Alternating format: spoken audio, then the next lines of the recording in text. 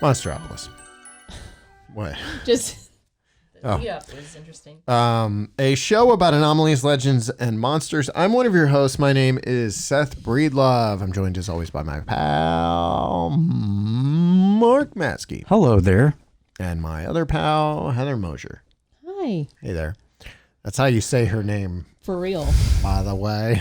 I understand I've created some confusion in recent years, days.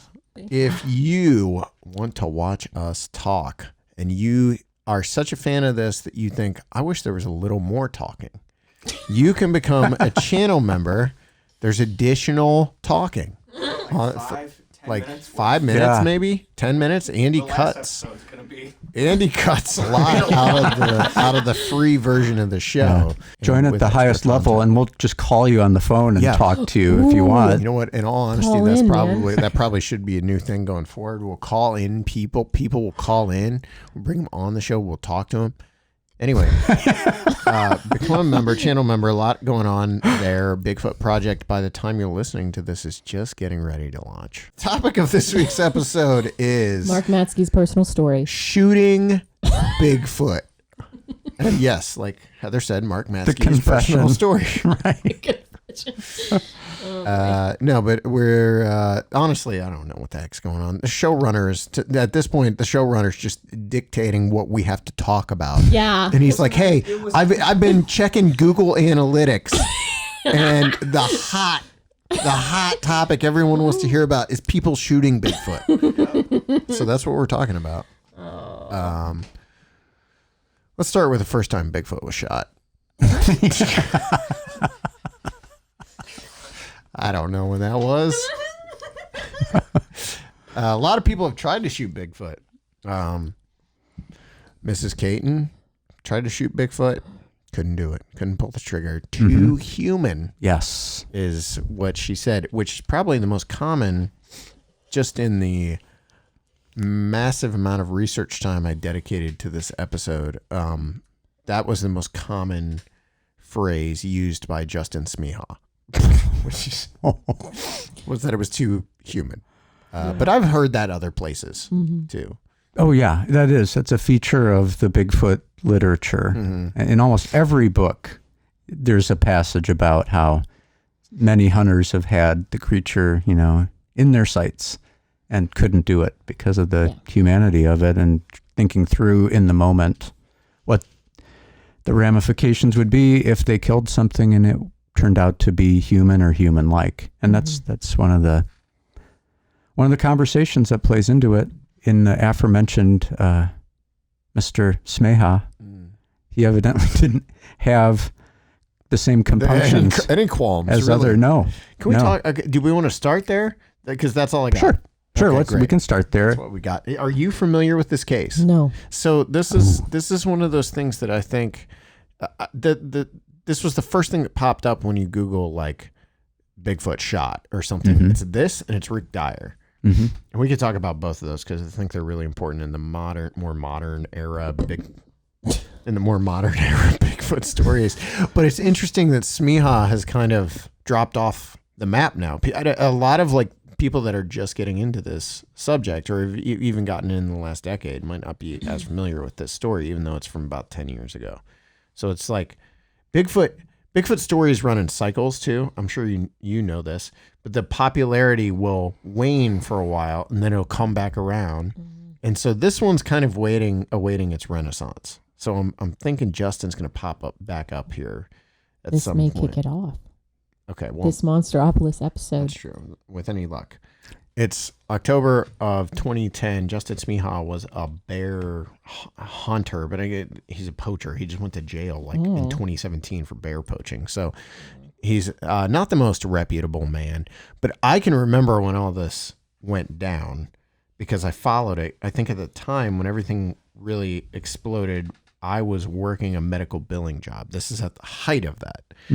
So this is where I'm just getting into the subject of Bigfoot, like really into it. And this was the big news story of that era was Justin Smeha. He's a bear hunter. He's in California. Is that right? Yeah. Sierra Nevada mountains. Sierra Nevada mountains. He's out with a buddy bear hunting. illegally. They're driving as they're doing it, which is illegal. They're driving along through an area. They're shooting, literally like poaching out the windows, essentially what they're doing. And they come into what is like a large clearing, correct? And in the clearing is a Bigfoot, which he doesn't recognize it as that at first. He like looks at it, sees it, tries to figure out what it is, and decides he's going to take the shot. All right, and we can fill in details here in a second, but I'm just running down the Cliff Notes version of this. Decides he's going to take the shot, shoots it, hits it, it takes off running, and they park, or no, they actually drive down into the friggin' field like crazy people and go trying to chase it down. When you read his report of this, there's a transcript on Cryptomundo, so you can actually read like what he says about all this. After they shoot it, what he's comparing it to is like a deer. Like you shoot a deer, it can run like, 30 yards or whatever before it drops dead, even if you clip it or shoot it dead on. And so they go down after it. They get out of the car at this point, correct? And that's when they start hearing or seeing the young ones pop up, correct? Help me out. Well, Justin was out of the truck. Okay. It was at that point where, yes, there were two juvenile or like child-sized, childlike Bigfoot that came out. And even he says it seemed like they were looking for their parent. Yeah. And they really weren't even that bothered by the fact that he was there. Yeah.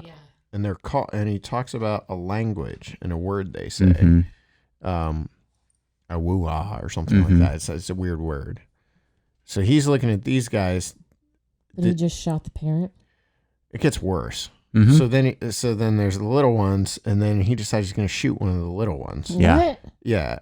So he shoots one of the little ones. I don't like that. And what happens then? Help me out. Well, it's really bizarre, and he shoots the first little one. It rolls down to his feet, and in the process, there's blood on his boot from this creature. It's dead. He picks it up, like kind of by the scruff of his neck and shoulders, and looks it right in the eye. And it's at that moment that he sort of says to himself, "What have I done?" Yeah. He recognizes this is more human than anything else, and that he made he never uses the words, "I've ever seen, I've made a mistake." Yeah. But he's very matter of fact. Yeah. About all this. It's like, this is a little kid. This is very human. What I shot was a type of person. That's the conclusion that he comes to. And his friend, who's I think stayed in the truck the whole time, had been like yelling at him, "Don't do it. Don't do it." And he did. Yeah. So that's the they- other one. I don't know what happens to the other little one. He doesn't shoot the two little ones, just one. So he immediately went to authorities because he thought that he shot a human-like creature. Yes. Oh. No. He buries the bodies, correct? He covers the bodies up with like branches and scrub and things like that. I mean, you'll sometimes hear people like as the story is retold say that he buried it, but he didn't really bury it in a grave. And then he returned the next day, and I think it was gone. But he's got the blood on his boot, right? So he cut a piece off. Okay, I don't remember that. Yeah, it's sometimes referred to somewhat unartfully as a Sasquatch steak. Okay, yeah, because there's a piece that was cut off, and that was evidently submitted to the Sykes. Is that the Sykes piece? The blood on the boot was Sykes. The other one is Ketchum. The steak was Ketchum. Okay, yeah, which is unfortunate. Yeah. There's gonna be angry comments about that. The Sykes piece or the Sykes boot comes back bare. Okay. Which most of the Sykes stuff came back bare. Right. The other piece goes to Ketchum and comes back Angel and what? That's exciting. The Ketchum did a study, and there's some very odd like phrasing and such with her findings regarding that. Okay. That Bigfoot blood piece steak. Okay. So odd phrasings, but leading to a specific thing. Like they think it's. This is a touchy subject when you're on YouTube because there all are right, never certain mind. people that have gathered a small army to defend the Ketchum study, and you must be careful the way you talk about it. So I don't want to say anything too negative. Okay. Because I'm not look it like up a later. DNA expert or anything either, so I don't understand that stuff. I know that this story was huge, and that a lot of people we know were familiar with it and actively involved. I know Bart Catino was really tied into this, and that's how I always knew his name. And Bart is really good friends with Derek Randalls and Shane Corson and members of the Olympic Project. Yeah. And speaking of the Olympic Project, Derek is one of the first people that interviewed Justin Smeha. From talking to, no, that's false. From reading quotes by Bart Catino, he felt that the story was honest. Like it was a true account. Never changed, never wavered. Seemed like it was pretty much start to finish, like always on point, straight ahead story about a Bigfoot being shot and killed. Mm-hmm. And today it's kind of like a forgotten side note of Bigfoot lore. Yeah. Right. And Catino is in the video that was produced that's on YouTube now by Rose Sahabi. He interviews another Smeha. Forgotten Bigfoot Yeah. personality from 12, 15 years ago. That whole group was huge at that point in time. Yeah, he interviewed Smeha and the driver of the truck, who evidently before that had not spoken to anyone for somewhat obvious reasons, I think. And also appearing in that video is Bart Catino at length. He's in it. And Bobo Fay, James Bobo Fay is in there as well. Briefly, but talking about, specifically he's in there to talk about how Bigfoot potentially dispose of their own dead. But I remember him, this goes back a long time, but when Andy and I went to the Finding Bigfoot taping in Cambridge down at Jurassic Park. I was there. You were? What? You were at the one in Canton. I was there. Okay. You went to a couple tapings? Yeah. Yeah. What a nerd. Yeah, and at that point, Bobo was talking about this story, but in very, vague terms. Yeah. Sort of hinting at the fact that this was going to be a huge story, but it wasn't really breaking wide yet. Yeah. So what I wanted to talk about, too, is between that, from there, then Smeha and Sahabi become involved with a big-time cable television show on Spike TV. Yeah. The $10 million Bigfoot bounty. Yeah, I remember seeing that. Yeah. A lot of people are on this show. A lot of people were involved in that one. Yeah. 8 episodes. 2014 was the year that hosted by Dean Cain. Yeah, that's right. Superman from Lois and Clark. And Stacey Brown Jr., Todd Disotell, and others. And people have different opinions about the show, but Lauren Coleman, eminent cryptozoologist, reviewed the show for Cryptozoo News blog, and he wrote that 10 million will go down in history for elevating the topic to a new level of integration in our society. Wow. Did it? I don't know. Did it? Did it? So this whole thing, he was very much on the reality TV. Yeah. Was his ultimate point there. Is I don't think he was saying it advanced the subject per se, but just the level at which people were talking about this. Bigfoot in general. Yeah. That was a very big time in pop culture because you also had Finding Bigfoot and Mm-hmm. Mountain Monsters was taken off and all that stuff. Yeah, yeah. Now, So, the point of that show was to find one and kill one, right? I don't The think it 10 was to million kill hour, it one. It wasn't was to just kill find one? evidence. Yeah. Was it? I thought it was to get a body. No. You would think that from the title. It I mean, was 10 million. when you use the word bounty, Yeah, that implies certain things. right. Yeah. But when you watch the show itself, It was just evidence. yeah. Okay. But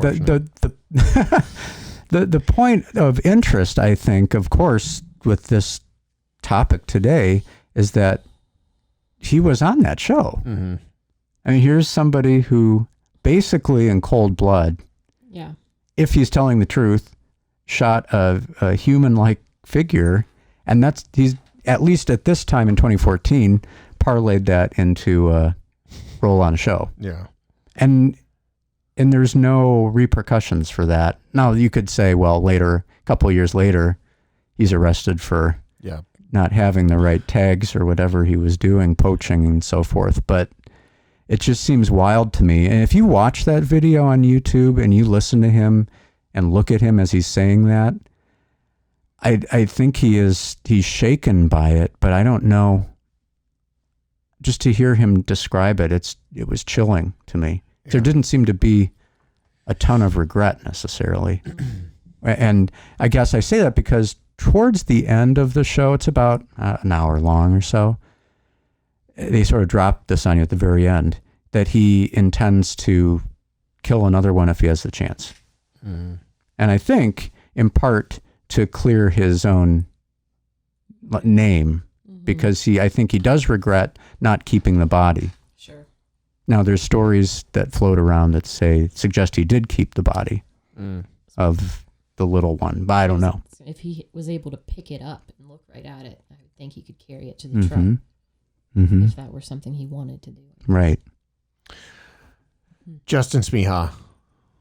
Let's all give it a round of applause. No? Okay. All right. Anywhere else we want to go with that particular story?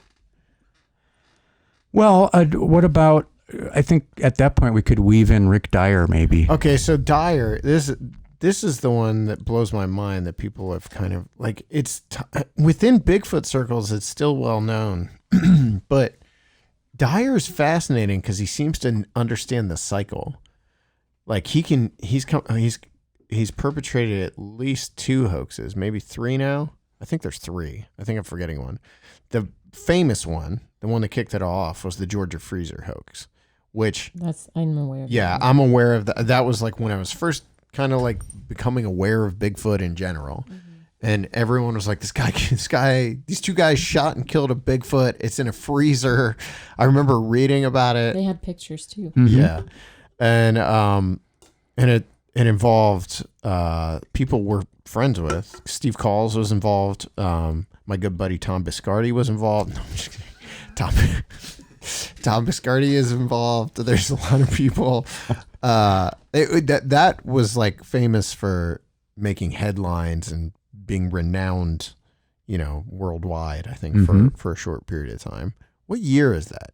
Late 90s or early 2000s? Oh, boy. I want to say 2008, but that's just an impression. Okay.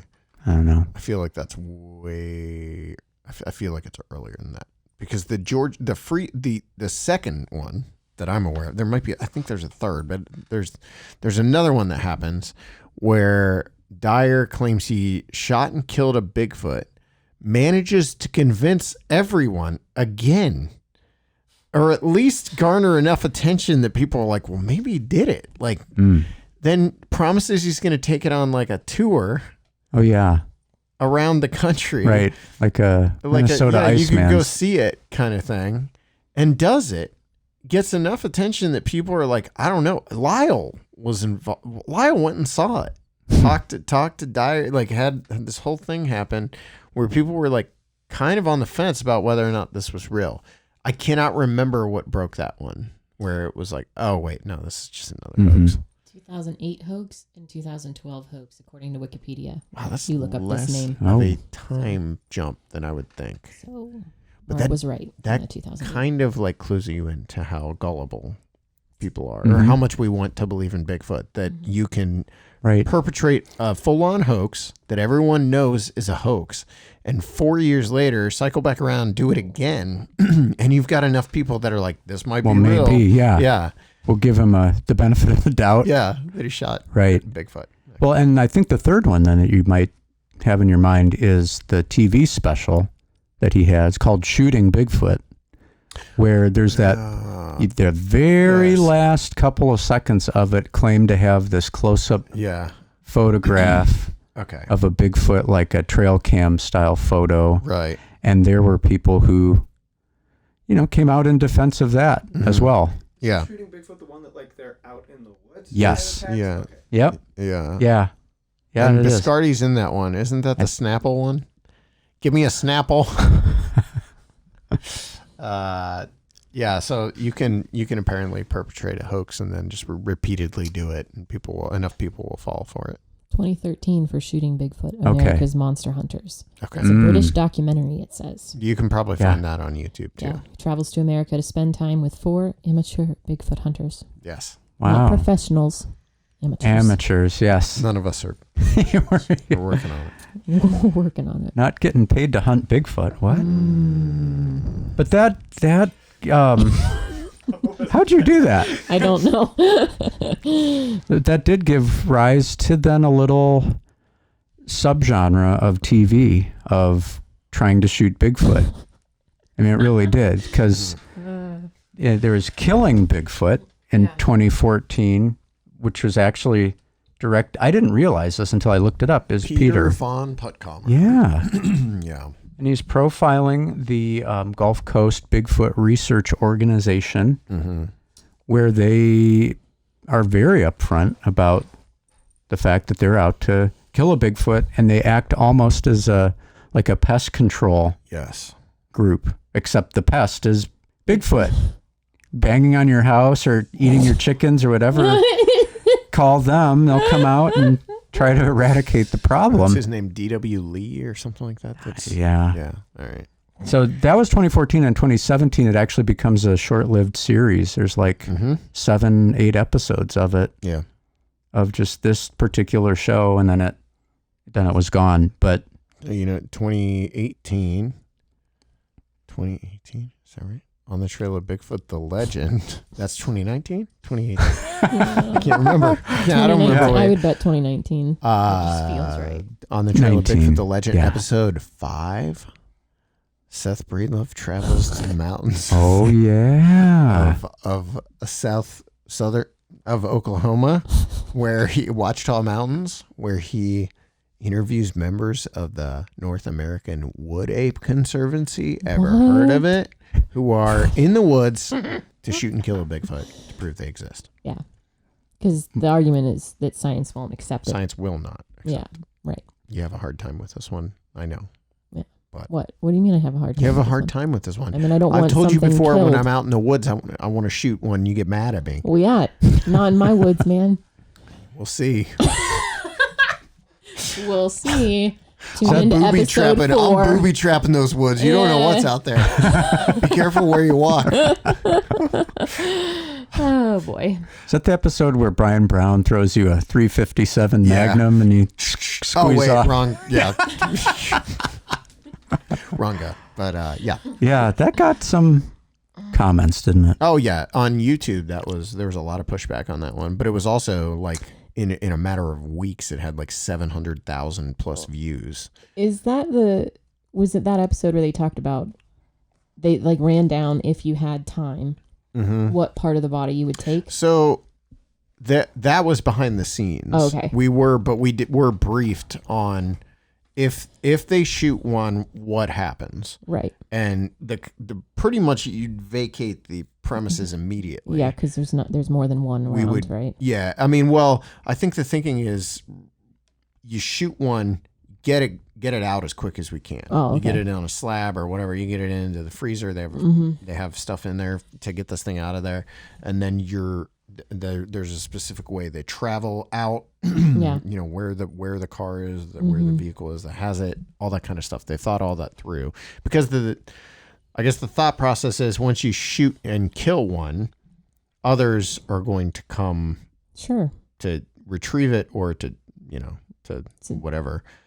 Seek revenge. Especially if it's a young one. I think that makes sense. I think if you shoot one and it's young, they will come take you. So That seems fair. I'll never forget that because it kind of like everything became kind of spooky at that point. Right. It's like, oh, It's more real and then. I'd never thought about that. And we're 2.5 hours from anywhere. Mm-hmm. So I don't know that we're getting out of here Right. if we shoot one while we're here. Gotcha. Yeah.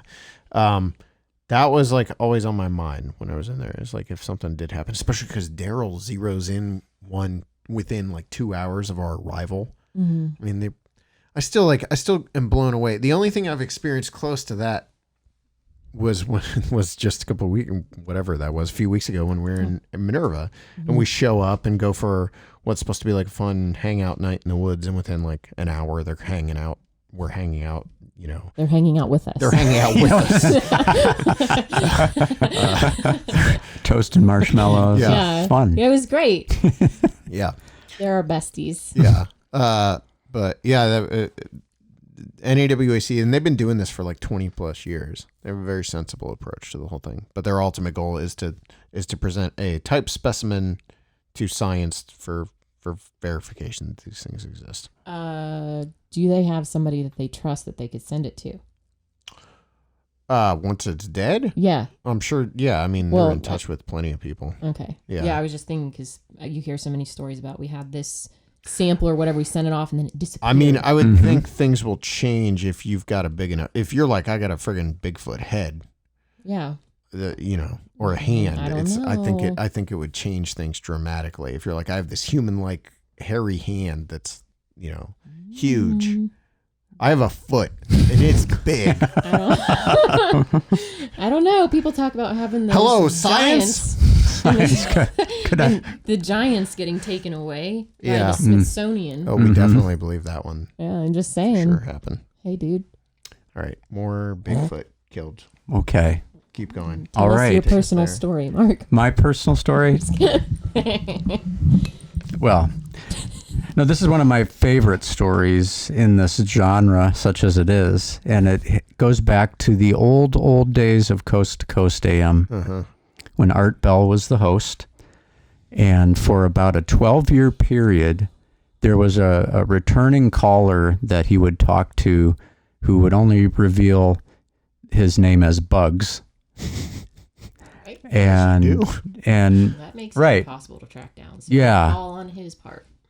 right. So I think to preface this, we need to say this, that, first and foremost, I'm a big Art Bell fan. I love to listen to him do these old shows, and probably once a week I'm listening to an Art Bell show. But Art Bell was a showman, first and foremost. Before anything else, he knew how to spin a yarn, let's say. So the other thing that Bell was known for is no call screener. So he would just take calls, quote unquote, randomly, Yeah. but there was no buffer between he and the person calling in. He'd just hit the next button, Yeah. and whoever popped on there could talk, and then it was up to Art Bell and the listener to determine, is there anything to this story or not? Well, evidently Art Bell thought there was something to the story. Make of that what you will. But the story goes, in 1976, Bugs and two of his friends, who were hunters, Vietnam veterans, were out in the eastern panhandle of Texas. And they were hunting at night with the spotlight, which you really aren't supposed to do. And they saw two huge glowing red eyes. Whatever made the reflection of the eyes they got closer to, they saw it was what we would call Bigfoot, 7-8 feet tall, reddish brown hair. And Bugs started to unload on it. And his other friends did too. So 3 guys with guns shooting this figure. It runs off. They run after it, continue to try and get shots. And they run into this thicket. Bugs reports that he was probably about, like 15 yards away from what was evidently a female Bigfoot. He sees just past it as a dead male. And so he, quote unquote, in self-defense, shoots the the female. So they've got 2 dead big feet. Right. So they examine what they had killed. The way that that's described is that they were clearly male and female. The male was 8 feet tall plus, female was about 7 feet tall. They immediately, with a close-up look at it, thought, much as in the Smeha story, that what they had killed could be human. They thought we could easily go to jail for this because this bears no resemblance to anything more than a human being. So they buried the corpses they dug 4 to 5 foot deep graves in this location. Kept a careful eye on where they had buried them, and then created a map as to where the bodies had been buried. That's the story that he reported to Art Bell the first time that he told it. He said, I will send you Art Bell. I will send Art Bell a map. And when I die, you can go look for the bodies. Wow. You know, my wife or whoever, evidently, will get in touch with you. You can go look for them. So over the course of that dozen years, Bugs would call in every once in a while. And what Art Bell would do is he would pair Bugs up with different Bigfoot researchers, I think, to get the predictable sort of provocative encounter between them. Right. Like your kill or no kill, this is like a no-brainer. There's going to be fireworks. Right. And the show that I'm thinking of that really is one of my favorites is from June 5th, 2001. The guest that Art had on was Robert W. Morgan. And Robert W. Morgan, at first, it's fascinating to listen to this. This exists online, easily findable. You can listen to the whole show with no commercials. And at first, you can tell Robert W. Morgan is really upset by this, like very troubled, because Morgan's idea of Bigfoot ultimately, I think, was as like forest people. Right. And he had come up with ways that you can communicate with them, that he writes his books about this subject and so forth. So you can just hear in like the tone of his voice, this is not sitting well with him. But over the course of the hour and a half that this conversation is going on, you can kind of hear Morgan shifting his tone somewhat and realizing and this plays into what you were saying before, Seth, about giving people the benefit of the doubt. He started to realize that if this is true, he has this momentary connection to this Bugs character. He could be the one to get the map. He could be the one to, Bigfoot. to get the discovery. Yeah. And so he says things on the air like, Art, have him send me his contact information. Art, you have the map, don't you? You can let me look at the map, and things like that. And you can just trace his sort of evolution from being outraged that Bugs and his friends did this to thinking this could be it. The big one. Mm-hmm.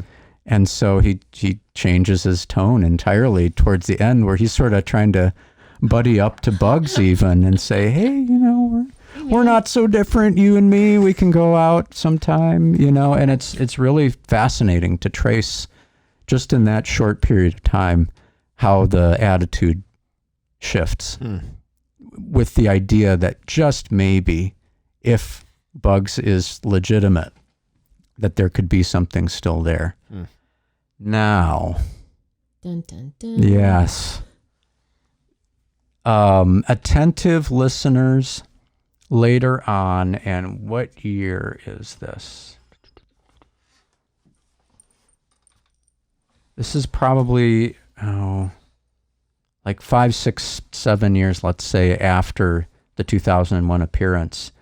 Some listeners put together the voice of Bugs with someone who operates a super right-wing extremist online radio program.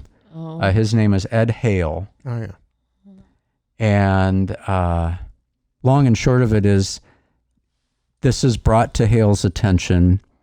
He essentially confesses to being bugs. Wow. And insists that the story is true. Wow. Yeah. So it takes a couple of right angle turns, one after the other. But then there is this postscript.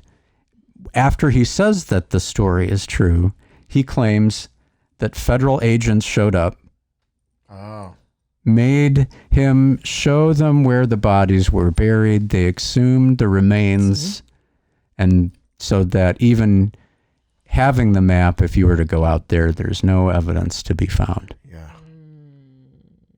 But it was a tantalizing tale, and one that I think, if anything, proves to show how this is like an unsettled topic in the Bigfoot world.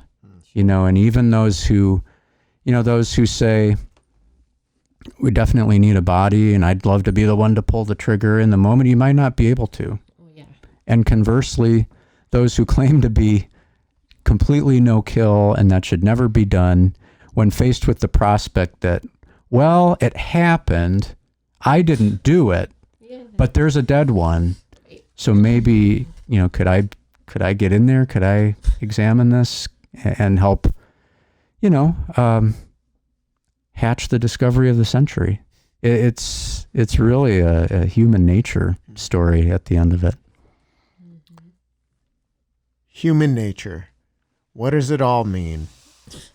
You and I ask ourselves these questions. Bigfoot. All right. If you're a fan of Bigfoot and killing Bigfoot, you can leave us a message. monsteropolismail@gmail.com. Leave us a rating and review on iTunes. And stay spooky, guys. Isn't this after Halloween? Doesn't matter. Oh. Always stay spooky. All right, that's fair. All right. Keep it spooky. Keep it spooky, gang. All right, that's it. Goodbye.